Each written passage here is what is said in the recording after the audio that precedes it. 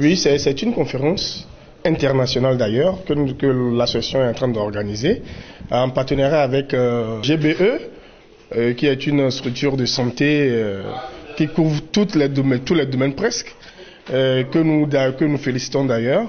Mais j'aimerais vous dire tout simplement que OCHA ici au Togo est dans la droite ligne de la politique qu'organise le gouvernement pour participer au mieux-être et au bien-être de la population togolaise.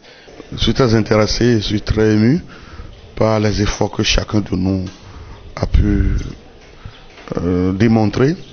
Le résultat est là. Le résultat qui est là, c'est que nous aurons le grand forum du Togo, le 10, le 11, le 12 prochain, novembre prochain. Donc ça démontre déjà que nous sommes organisés.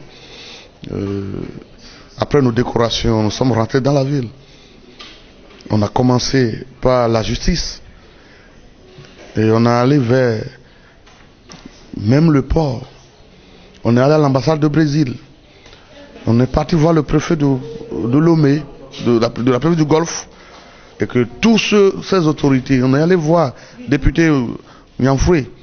Et tous ceux-là, l'Assemblée, le gouvernement, le port autonome de Lomé, la justice togolaise, et tous ceux qu'on a rencontrés, c'est que le Togo est prêt pour OCHA.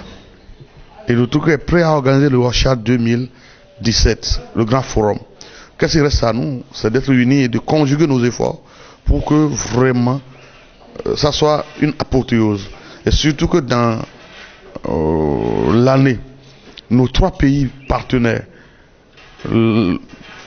d'abord l'Afrique Sud, donc 26, 27, 28, le forum OCHA là-bas se dirigera par la présidente effective de Hervé Toukui, mon filleul, où je travaillerai là-bas en Afrique Sud comme l'organisateur avec ma société GBE de OCHA South Africa.